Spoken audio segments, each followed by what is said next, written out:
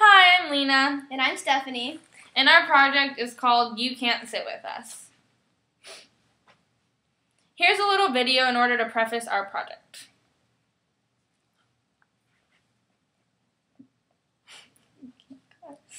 Okay.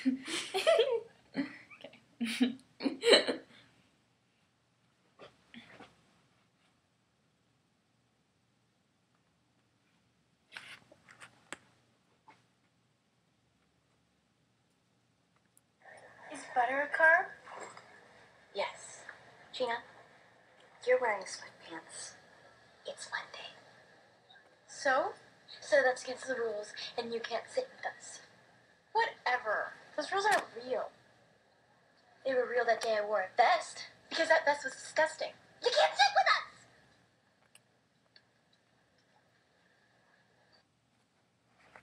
Here at Lake Highland, we all know that we wear uniforms, so wearing vests and sweatpants wouldn't be a problem. But that doesn't mean that we have cliques based on all types of social labels. Obviously, all high schools are full of cliques. Cliques are defined as friendship circles encompassing a high likelihood that members will identify with each other sociometrically as mutually connected.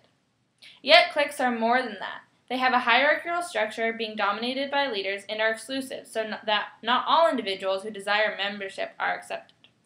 All high schools are divided into harsh cliques and have a defined social structure. The University of Michigan conducted a clique study defining cliques into jocks, preps, hipsters, princesses, nerds, thespians, and band geeks. Here at Lake Highland, we definitely have a social structure. Our social structure is very evident here in our cafeteria. Stephanie and I are two senior girls interested in breaking the rigid class structure in the cafeteria. We are creating a social experiment in order to attempt to break barriers. Here's an in-depth view into the lunchroom at a school.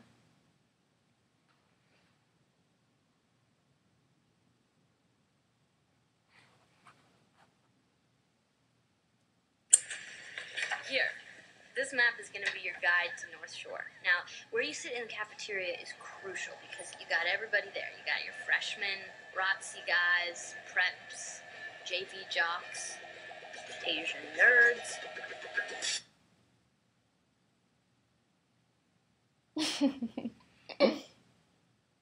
Cool Asians, varsity jocks, unfriendly black hotties, girls who eat their feelings, girls who don't eat anything, desperate wannabes, burnouts, sexually active band geeks, the greatest people you will ever meet, and the worst. Beware of the plastic.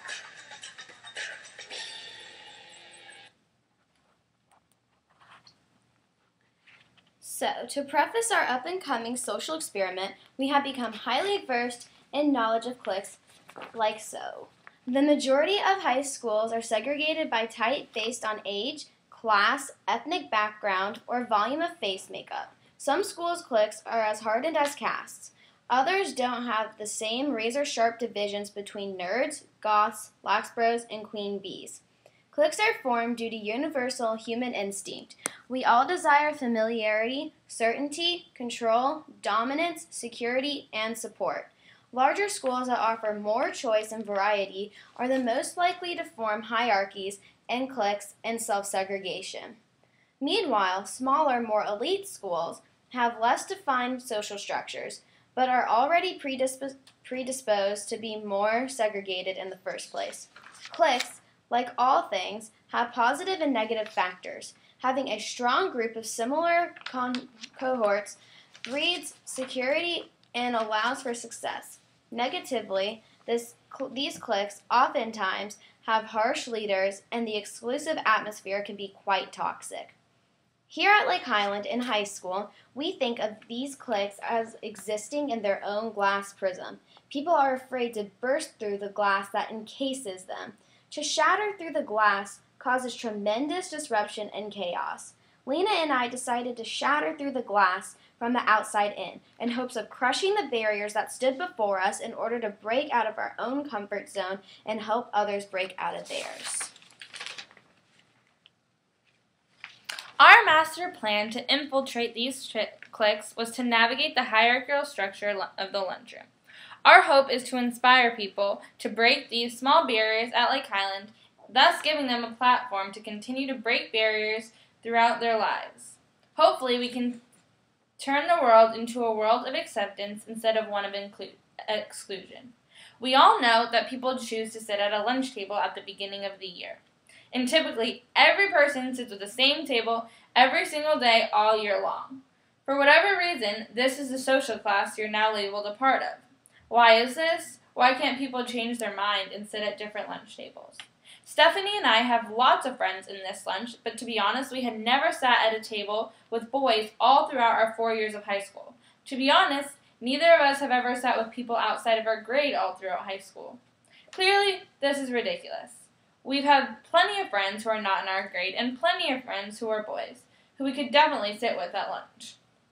Stephanie and I wanted to get rid of the "you can't sit with us" concept. The plan we concocted was to sit at a different lunch table every single day our entire fall semester. We decided to only sit at tables where we didn't know a single person, so we'd be very unfamiliar with the people, and we wouldn't be included with people we already knew. Our objective was to study their reactions towards us and to reflect on our own reaction to the new people. What we didn't expect were some very interesting views from random bystanders to our experiment.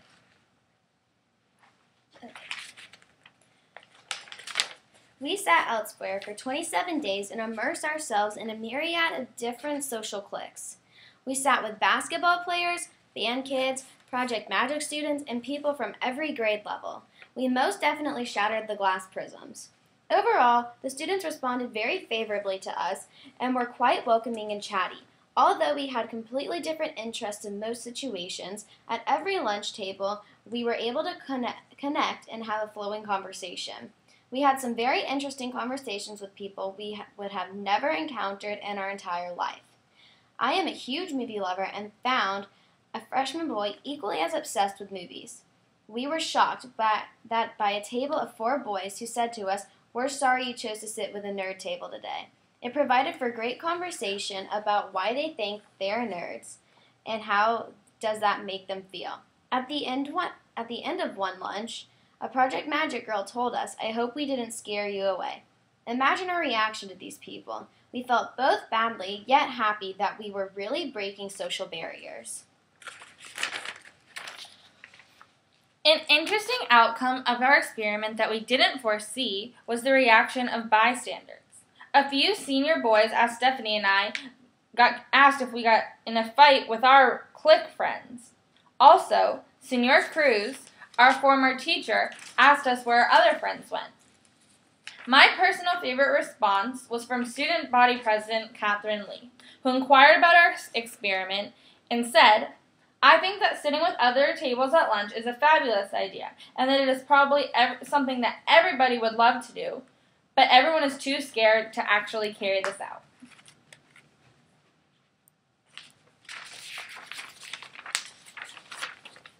Ultimately, what we learned is that we all have more similarities than differences, and we are cheating ourselves by hiding within our own imaginary boundaries. The purpose of our experiment was to break barriers here at Lake Highland, and in hoping that we can learn to break barriers on a global scale.